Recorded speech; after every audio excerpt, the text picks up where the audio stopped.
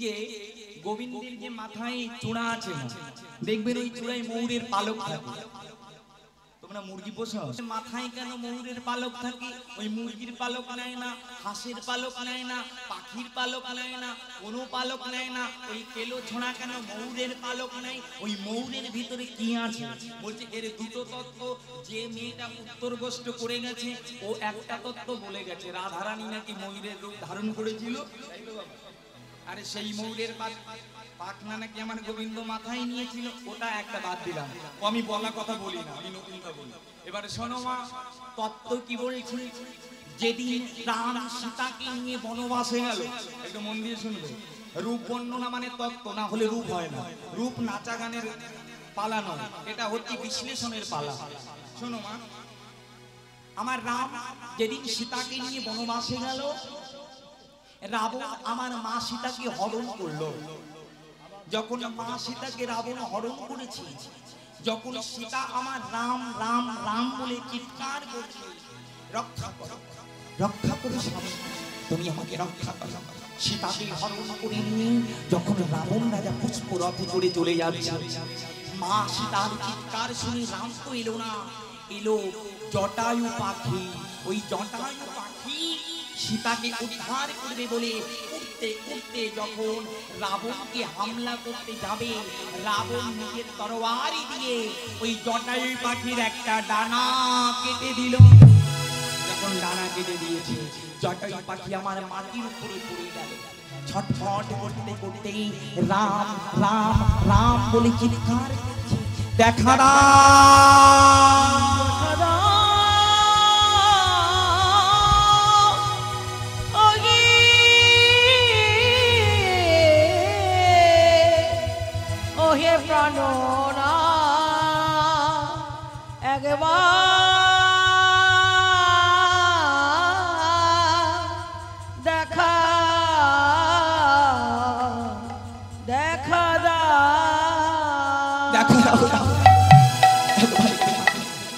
এদিকে রাম আমার সীতাকে খুঁজতে খুঁজতে খুঁজতে খুঁজতে যখন জটায়ু পাখির কাছে এলো, দেখছে জটায়ু পাখি মাটির ভিতরে পড়ে ছটফট করছে আর রাম রাম বলছে। একটা ডানা নেই, রুদির ধারায় মাটি ভেসে যাচ্ছে। রাম আমার জটায়ু পাখিকে জড়িয়ে ধরল। জটায়ু, ও জটায়ু, তুমি এমন করে কাঁদছো কেন? জটায়ু পাখি আমার ভগবান রামকে দেখে বলছে, প্রভু দয়াময়, তুমি এসেছো। তুমি যে সীতা মায়ের জন্য পাগল হয়েছো, ওই সীতা মাকে দুষ্টু রাবণ হরণ করে নিয়ে গেছে। যখন দুষ্টু রাবণ মা সীতাকে হরণ করে নিয়ে যাচ্ছে, আমি তাকে বাঁচাতে গেলে ওই রাবণ তার তরবারি দিয়ে আমার ডানাটা কেটে ফেলেছে। আমি এখন কি করব বলো? রাম আমার জটায়ু পাখিকে জড়িয়ে ধরে বলছে, জটায়ু, তুই আমার সীতার জন্য তুই ডানা হারালি, আমার সীতাকে রক্ষা করতে গিয়ে তোর এই সাদের ডানা হারিয়েছিস, তুই এত বড় বলিদান দিলি। ওরে জটায়ু, আমি তোকে আশীর্বাদ করলাম, আমি যেদিন বৃন্দাবনে কৃষ্ণ হব, তুই হবি ময়ূর পাখি। তুই আজকে ডানা হারিয়েছিস, তাই সেদিন ভালোবেসে তোর ডানা, তোর পালক আমি আমার মাথায় করে রাখবো। কেন জানিস জটায়ু, এই জগতে আমা হতে আমার নাম বড়, নাম হতে আমার ভক্ত বড়, আর ভক্ত হতে ভক্তের চরণ ধুলি বড়। তাই ভক্ত বড় বলে আমি ভগবান হয়ে ভক্তের পালক আমি আমার মাথায় দেব। ওরে জটায়ু,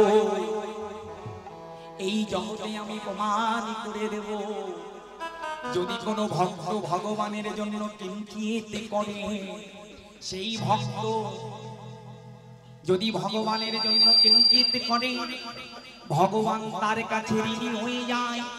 আরে ভক্তকে বড় বানানোর জন্য আমি ভগবান হয়ে, ওরে জটায়ু, তোরে পালক আমি আমার মাথায় গুজব।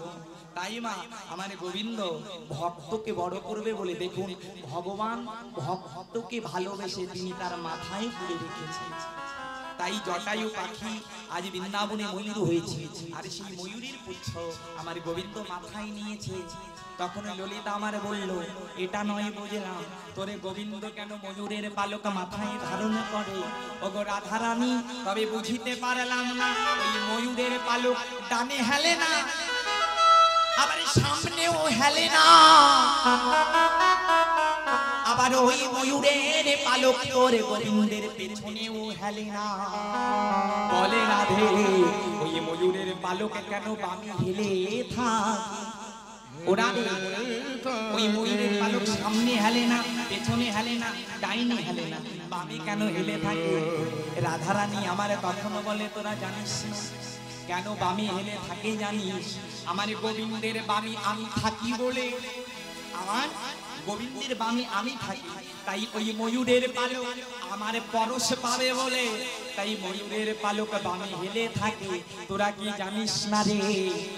কৃষ্ণ কৃপা জগৎময়, রাধা রানীর কৃপা কোনো কোনো ভাগ্যবান জীবের হয়, তাই ওই ময়ূরের পালক আমায় বলে, ও গো রাধে, আমি গোবিন্দের মাথায় থাকিতে চাই না, কৃপা করে দয়া করে একবার রাধে তোমার চরণে ধুলি দাও না আমায়। হরি ও ধুলি দাও না আমায়, তোমার চরণ ধুলি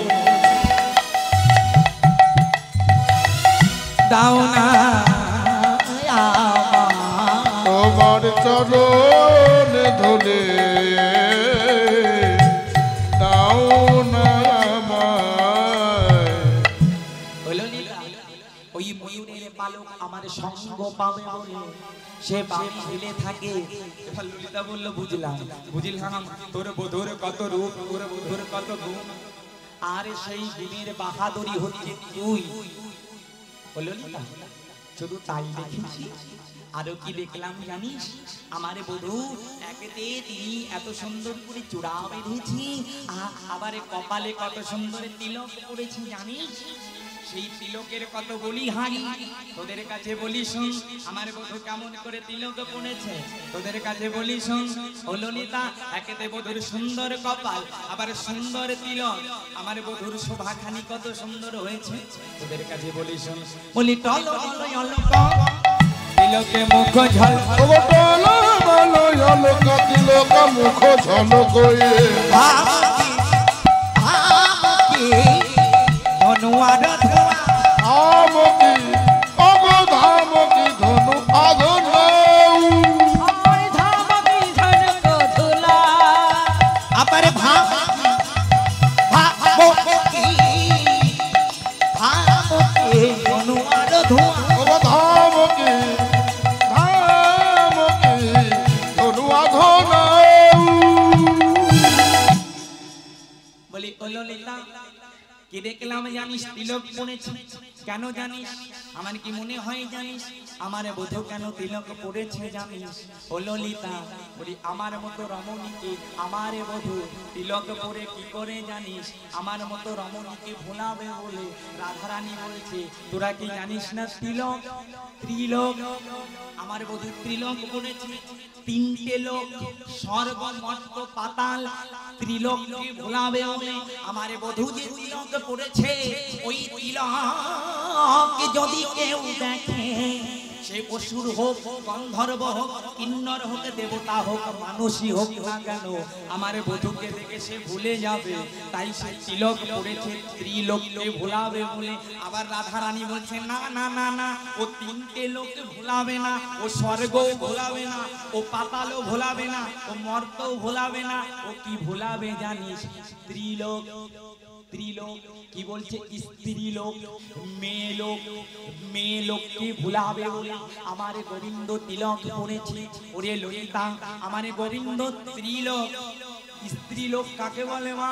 স্ত্রীলোক হচ্ছে মেয়ে লোক, তাই রাধা রানী আমার বলে, ওরে ললিতা, আমারে বধূ স্ত্রীলোক মানে মেয়ে লোককে ভোলাবে বলে আমার বধূ দেখ না কত সুন্দর তিলক পড়েছে। ওই তিলক পরে যখন আমার দিকে তাকাইছে, কি হলো জানিস? বলি আমারে বলতে আর কিছু রইল আবার বলতে আর কিছু রইল না, আমার বলতে কিছু রইল না, আমার বলতে আর কিছু রইল না। আমি ওই চরণে সবে সবিনা, আমার বলতে কিছু রইল না, আমি ওই চরণে সবই সবিলাম, আমার বলতে আমার যে এমন ব্যাধি হয়েছে ললিতা, এমন ব্যাধি হয়েছিল, এখন শয়নে স্বপ্নে নিশি জাগরণে আমি লতায় পাতায় সদাই আমি ওই কৃষ্ণ রূপ দর্শন করি, সেই গোবিন্দের রূপ দর্শন করি, সেই বধুর রূপ দর্শন করি, সজনী দেয়া সজনী রে ওই আমার, গোবিন্দের নয়নে নয়ন দিয়ে আমার এই সোনার কলসি ও যে যমুনার জলে কখন ভেসে গেছে আমার মনে না। মনে না। কেন জানিস? আমি যে সেই নয়নে নয়ন দিয়েছি সজনী, ওই নয়নে নয়ন দিলে তার কি আর কোনো কিছু মনে থাকে? আমি যে ওই গোবিন্দের নয়নে নয়ন দিয়ে সর্বহারা হয়ে গেছে।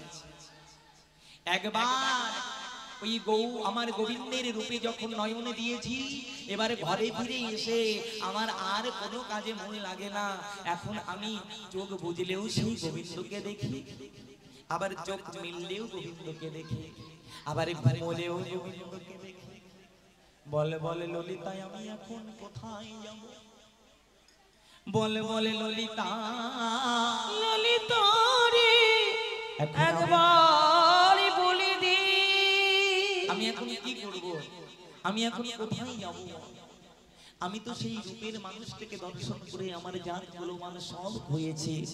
তাই রাধা রানী আমার বলছে, চকি তোদের কাছে বলিস, আমি যমুনাতে জলান্তে গিয়ে কোন রূপের মানুষটাকে দর্শন করেছি? ললিতা আমার বলছে, তাহলে বল না, দেরি করছিস কেন? তুই যে রূপের মানুষটাকে দর্শন করেছিস, তোর মনের কথা একটু আমাদের কাছে খুলে বল, তাহলে দেখবি তোর মনের জ্বালা জোড়ালেও জোড়াতে পারে। তাই রাধা রানী আমার বলছে, চকি কি দেখলাম জানিস? বলি ও মুখ মা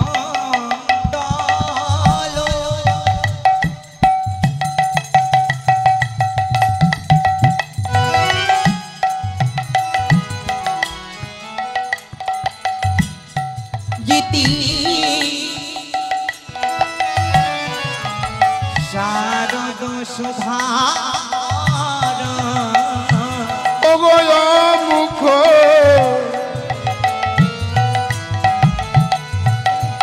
মা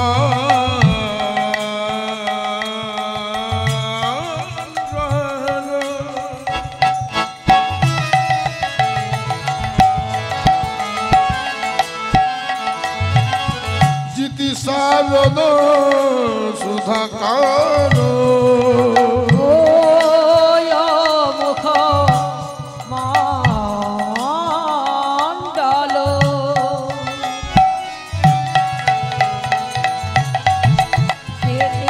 শারদ সুধাকর, তনুরুচি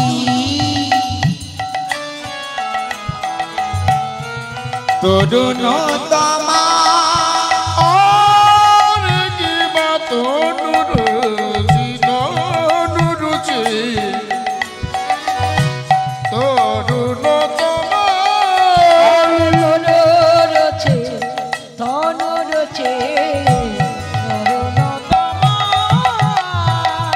কমাল গাছে চাঁদ ধরেছে, তমাল গাছে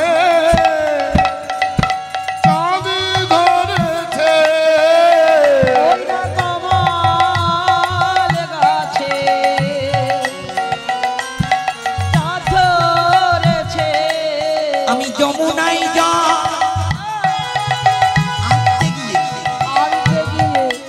দেখে এলাম ও সাজ যেন তমল গাছ ধরেছে। আমি যমুনায় জল আনতে গিয়ে দেখে এলাম তমাল গাছে চাঁদ ধরেছে, যমুনাতে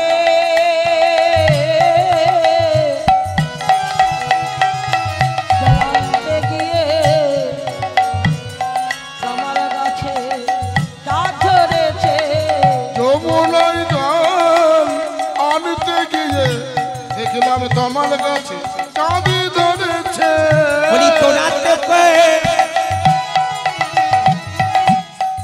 গেলি না রে, আমি একা একা গেলাম সখী। মাল রাজে চাঁদ ধরেছে, আমি একা একা গেলাম সখী মাল রাজে চাঁদ ধরেছে, আমি একা একা গেলাম বলি সখী তোরা তোকে গেলি না সখী, আমি একা একা গেলাম সখী তোকে গেলি না সখী, একা একা গেলাম সখী তোরা তোকে গেলি না সখী। একা একা গেলাম সখী আমি একা একা গেলাম সখী তবু নাতে জানা নিতে তনুরুচি তনুরুচি তরুণতমা আর তনু রচে